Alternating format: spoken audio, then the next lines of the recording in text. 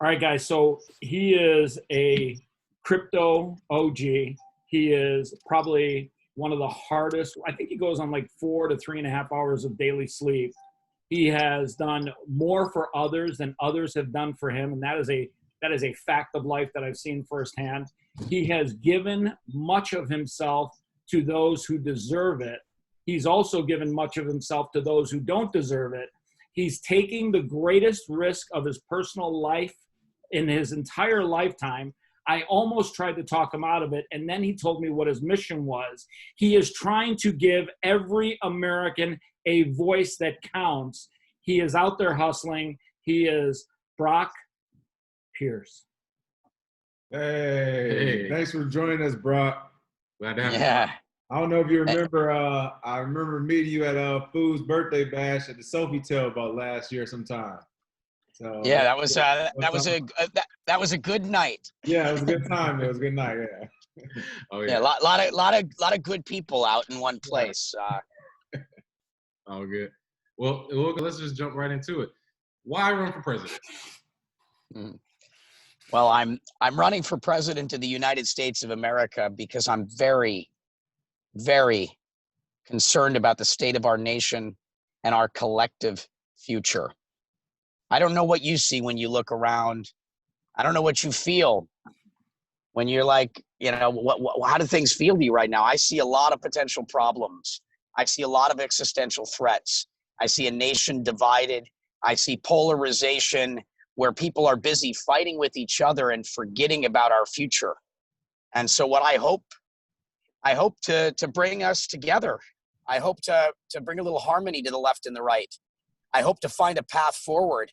I hope to reunite us as a nation because we have more in common than we do things that separate us. And if we want to move forward, and we're in this together, the future is going to happen to us or with us. And I think we need to be focused on that future. I think that technology matters. I can go on and on. I'm doing this because I'm concerned. I'm a father of 2 little girls. I'm worried about what the state of the world will be as they grow up. Will there even be a world for their kids? That's why I'm doing this. When it comes to you running for president, like you say, you're a big endorser of technology. We know that, which is why we're interviewing you. Crypto enthusiast as well as a crypto investor. They're going to come to you. When it comes to debates and questions, everybody's going to want to know, what do you see cryptocurrency being with the path forward when it comes to the United States? Are we going to implement it? I know you've spoken before about us having a digital dollar. What do you see that happen? How do you see that happen? Well, I think there's no question, that technology has changed all of our lives and affected all of our business. Technology is going to continue to do so more and more, and it's going to affect our government.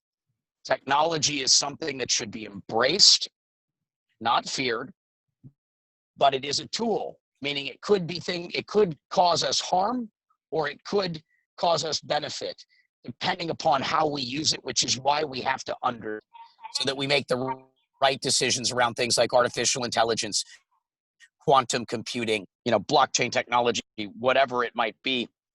We need people that understand the tools of the 21st century so that we can correctly implement them.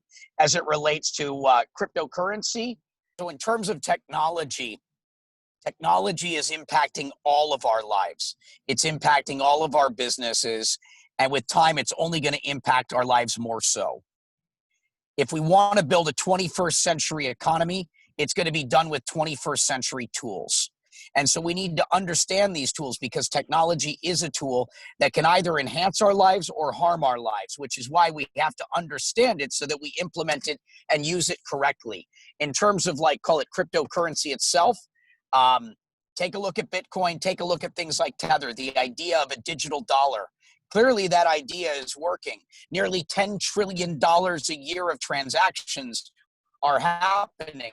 And other governments, other central banks have recognized this, woken up to this fact, and they're using this technology to integrate into their central banks.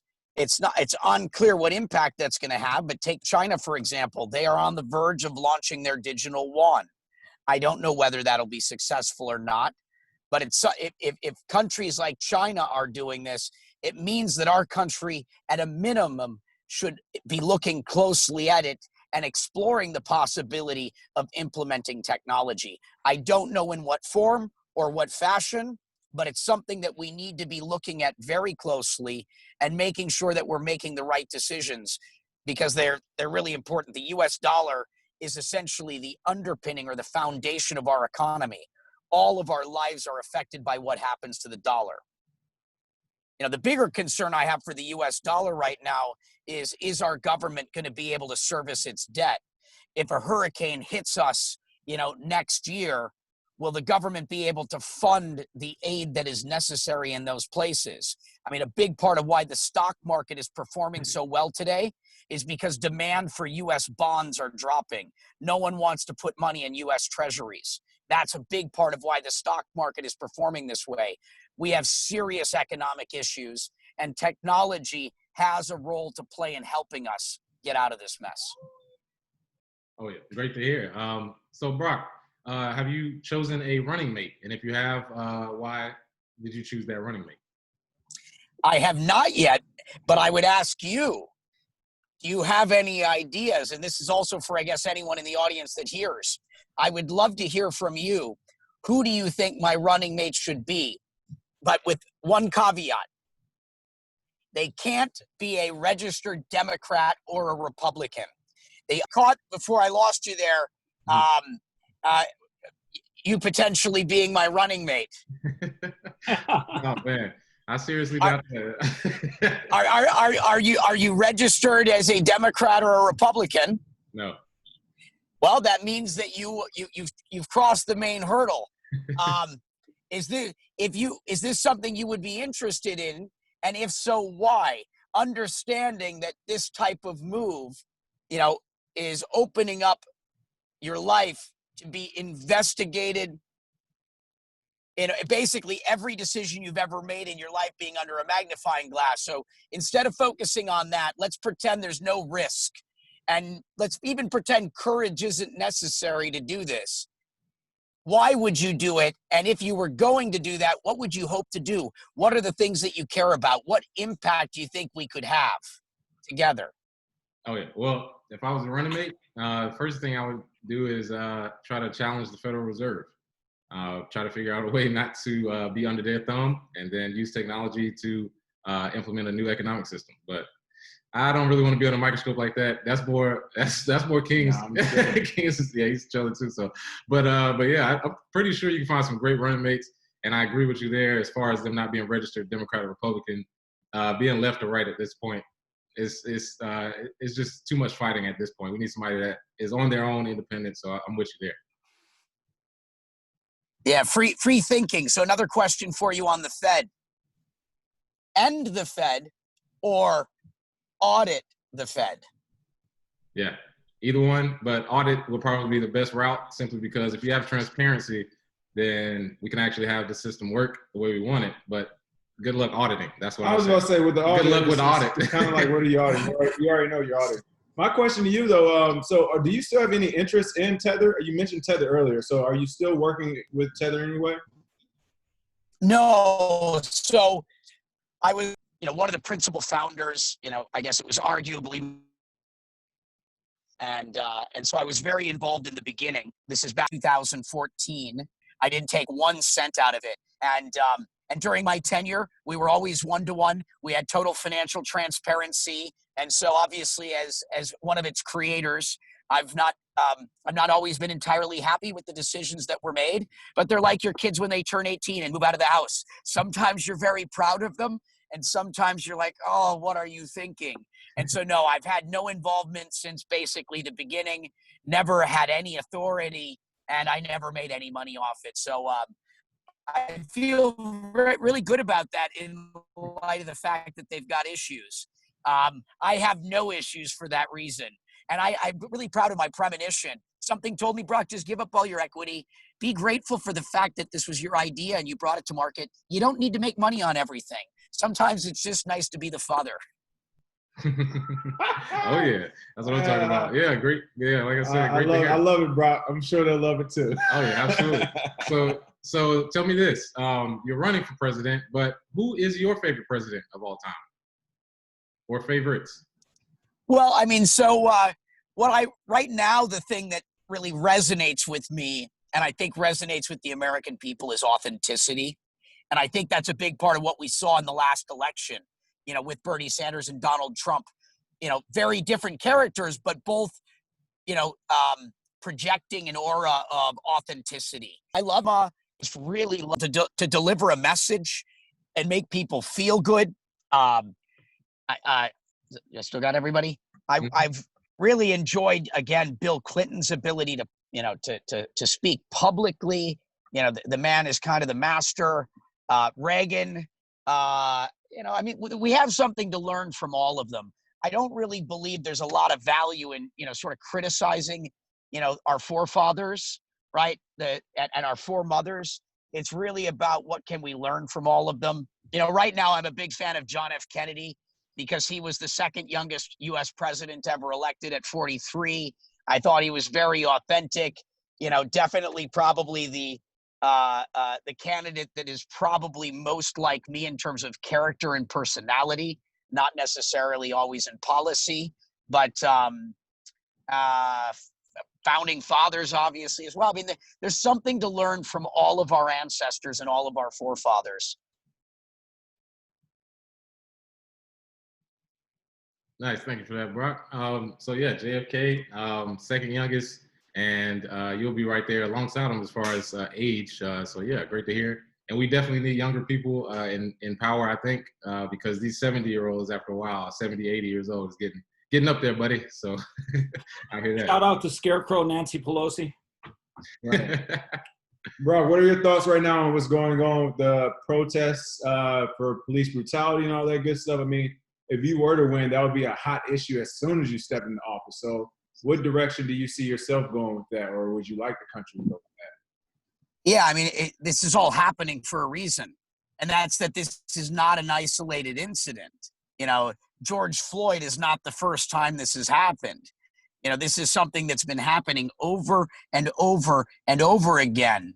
And when justice isn't served, eventually it's going to build up and it's going to break like a dam. But certainly the sense for real change, real reform, training. I mean, there's a lot of reform. And so I hope that this isn't just one of those events like many others that, make the news for a little while and then fizzle out. It's really important that this actually results in real form. We have real problems with equality in this country. We have real problems with injustice in this country. And I pray that this delivers real reform, real change that makes everybody's lives better. So with kind of that, of course, Bitcoin, Zay made the book Bitcoin Black America, where he's encouraging, all Americans and citizens around the world to start using Bitcoin so they can be economically free instead of relying on the Federal Reserve and the government. Again, if you were to be president and the government is, which we kind of get the feeling of sometimes where they're trying to ensure there is no anonymity when it comes to Bitcoin. How do you see that happening if, the SEC and the IRS, everybody's coming to you as president saying, hey, we need to find out who's behind every Bitcoin address out there, when that's one of the methods people are using to I guess, take their freedom back? Yeah, so I'm a believer in freedom and someone that thinks it's incredibly important that we preserve our freedom and our liberty. I care about privacy as well. And I'm very concerned with the state of the world we live right now. Certainly during these times of COVID, I feel that we are losing more and more of our freedom. I feel that I certainly feel less free today than I did growing up. And the rate at which those feelings are changing and the reality of the world in which we're living, it's especially important that we stand up to. I also care about our freedom of speech and the fact that we have this, these big tech or tech giants that have, monopolies of sorts, and that they had all these protections as platforms, that they were not responsible for the things that were said on their platforms. But as they begin to censor and edit content, they effectively become publishers. So which is it? Are you a platform that's not going to censor speech, or are you going to be a platform that chooses to edit? And if you choose to be a publisher, it's a very, very different set of circumstances. And I think that free speech matters. I think our privacy matters. And as your I think Brock also stands for better Wi-Fi for everyone. There we go. Absolutely. Having spent a lot of time my life in Asia, you'd be surprised the quality of the internet connection we have in the United States has always been uh, I think what he really means is that the quality of the internet sucks in America. It's like second rate compared to much of the world, but or should be. well, Absolutely. it's like my boss told me in the military. He said, "You want good Wi-Fi, or you want to be able to put a missile through a window somewhere?" I was like, "Well, it's true." And Brock, you mentioned during this time of COVID, a lot of changes. What would your platform enact as far as the healthcare system? Yeah, so in terms of healthcare, there's a bunch of things related to healthcare that matter, and our health and just call it well-being in general. But to speak about healthcare specifically, I believe that every American should have healthcare. My current thinking, and I encourage you to participate in this conversation. If you have an opinion, let's talk about it. If you disagree with me, let's talk about it. I don't have all the answers, but I know collectively with proper discourse, we can get to a collective answer that works for all of us. My best thinking is that businesses should not be obligated, nor should it be their focus to provide healthcare to their employees. As a small business entrepreneur, it's hard enough to create something from nothing, to come up with a product or service, to then implement that product and service, build the team, find the customers, service those customers. It's really, really hard to build something from nothing. And so I think it's very difficult to burden these small businesses with the responsibility of providing healthcare. I think it's easier for big businesses, but I'm not sure they should be doing that either. I'd say the American healthcare system today is not working. It's not serving us. And the idea of businesses providing healthcare is not this is a recent idea. It was something that came out of World War II. After World War II, we needed to get people to go back to work. And so what we did is we said to get healthcare, you go get a job and you'll do that. And so if people cared about their health, they had to work.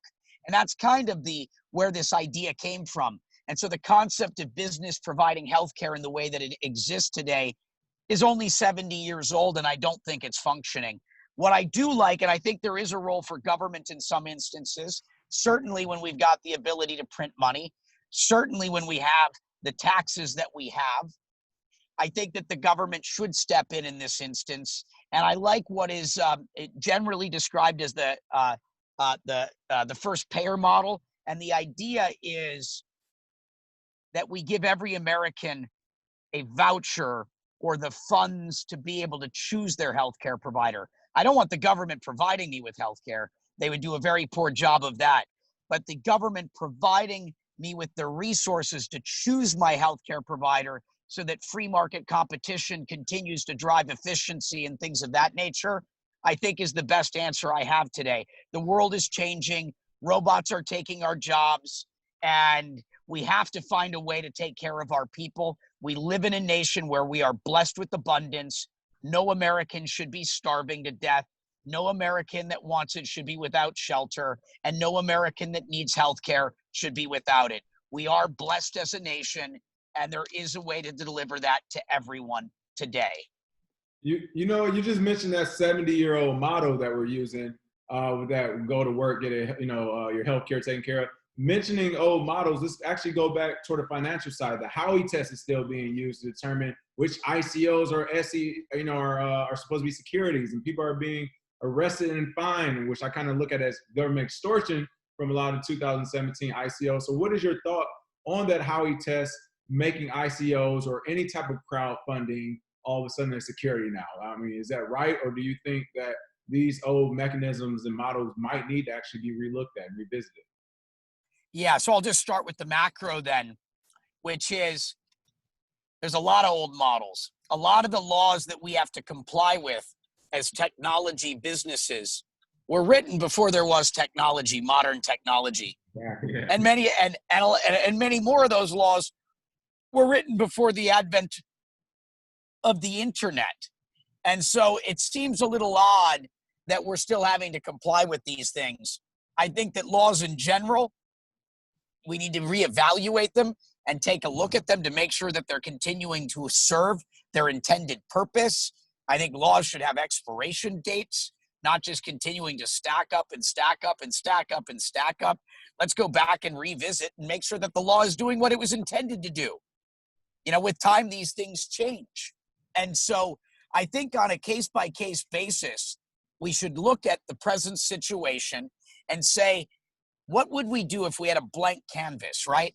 If we had a clean slate? How would we draft these rules and policies and regulations today if we didn't have to worry about any of the historical stuff that's there? Think about it in the context of building a house. You know, when you buy a house and you're looking at a remodel, you look through the house and you're like, do I knock it down and rebuild from the ground up, or do I remodel it? Sometimes it'll make sense to do a remodel. Sometimes it just makes more sense to knock the house down and rebuild from the ground up. And so I think we need to look at what would we do if we didn't have any of that historical stuff. And we also have to take a look at a remodel, and then we have to compare and contrast. And based upon that analysis, we can choose what makes the most sense. Dollars and cents, common sense. This isn't that difficult. Absolutely. And yeah, I agree with you there. A lot of these models are very outdated and we do need some sort of change, especially in this internet age. And I also wanted to ask, you know, as president, one of the biggest tasks are international relations. Have you got put any thought into how you would relate with other countries such as China, Russia, and some of the problems we may have with other countries? Well, I mean, I understand the nationalistic perspective, which is, you know, take care of our home and us. And then I understand the globalist perspective. And I think they both are right. I mean, we need to make sure that we take care of ourselves and take care of our home. So I agree with that aspect of nationalism. And we live in a global world. We all share one planet.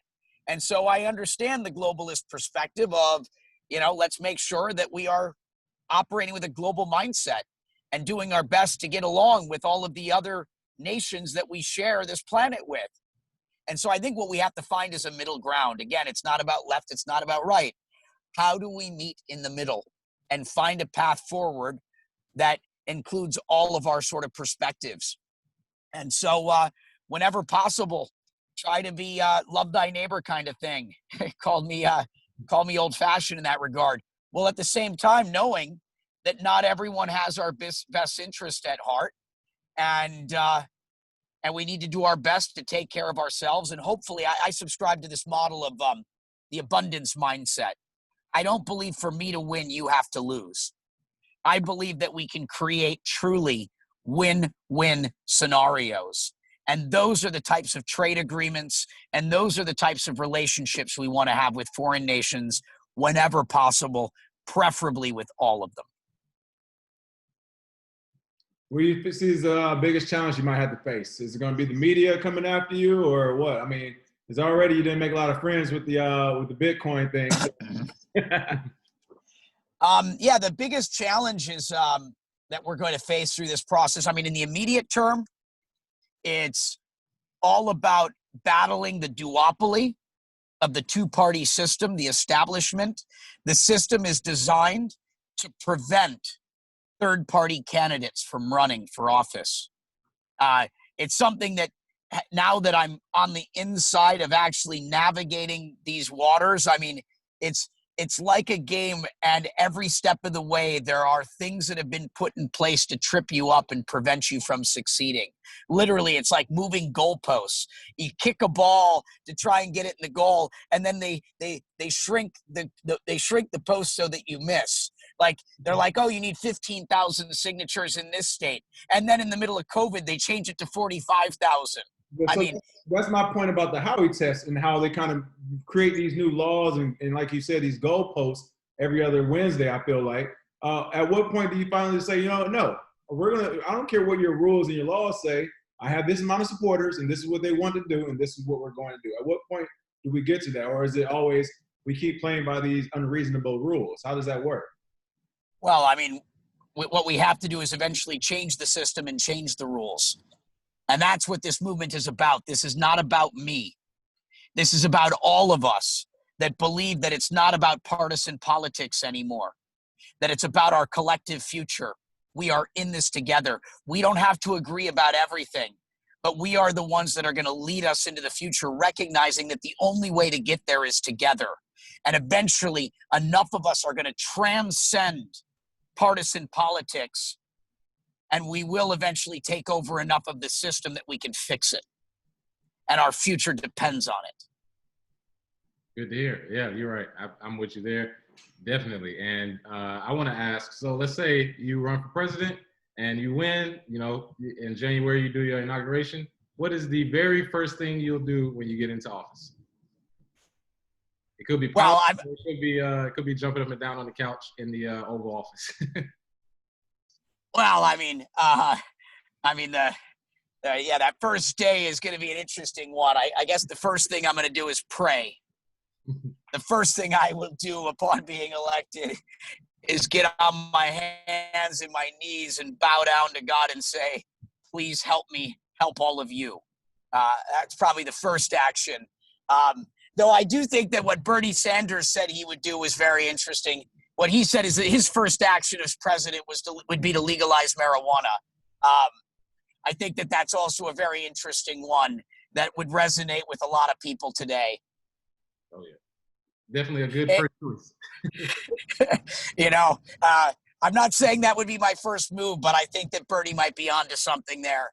And again, pray and give thanks, and really, and that prayer would really be one to just please help me do everything I possibly can during this time to improve the quality of life for the American people. May I listen, may I be humble, may I be of service to all of us, you know, and everything I do, may it be for the betterment, you know, of all of us in this planet that provides us with life.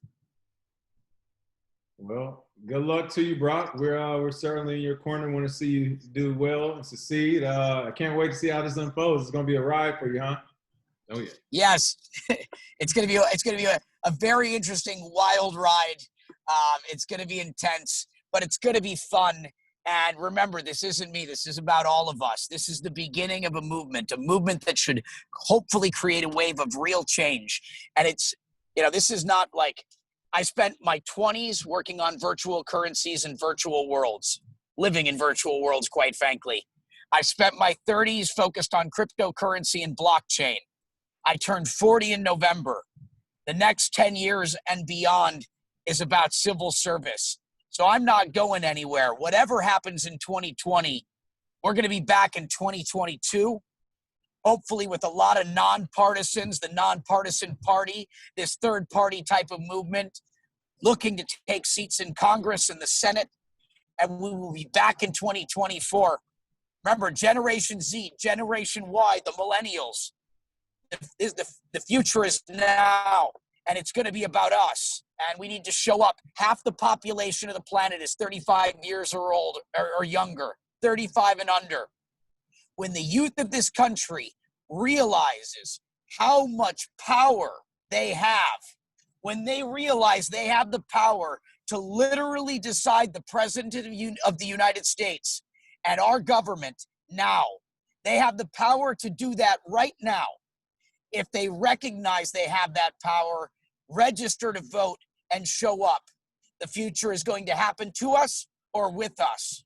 Now is the time. This is the 11th hour. This is our defining moment. Let's make the future a bright one. Thanks again for your time, Brock. All I ask is that once you do win, or whatever happens, you still come back out west, all right? This is where it's at, don't forget. I don't want you just in D.C. all the time where it's raining at and stuff, all right? Stay out west.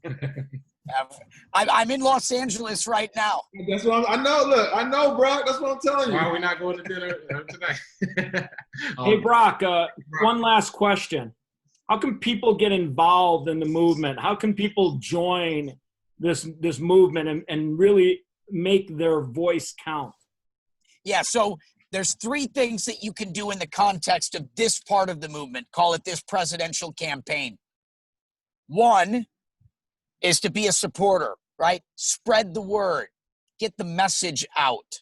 Number two is to volunteer, lend us a hand, like get actively involved. Number three is to donate, to support the mission and all the things that we've got to do financially. Vote with your wallet, as we so often do as people in crypto. And the way to do this is to go to www.brock.vote. Brock.vote, Brock the vote. Is that also your social media? Where can they find you at on Twitter and all those good sites so they can follow you there as well? Yeah, on Twitter, I'm just at Brock Pierce, one word. Instagram, I was a little late to the game, so it's at Brock, my middle initial J, Pierce. YouTube, it's Brock Pierce. You should be able to find the channel. We are publishing content pretty much multiple times a day. We've got some cool videos we can send to you, and it's going to be really exciting. We start to release the details of the platform, the pillars of our policy next week, and we're going to be crowdsourcing that. Your voice is going to be heard. We're basically taking these presidential policies and essentially putting them on GitHub and open sourcing and crowdsourcing it, so that you are really going to have a voice. You're really going to be able to participate. You can comment, you can draft, you can debate. We're going to have virtual town halls. This is about all of us. This is about all of us, and you're all invited to participate. So please join me. Please join us in this movement to build a better future, to build a better world. And we'll make sure we put all that in the notes. And of course, I'll be remiss if I didn't say, hey, Brock's been here since our childhood anyway, people. Listen, Oh, yeah. You killed it in Mighty Ducks. I know you hear it all the time, but you're the man. Oh, yeah. Thank you. Thank you.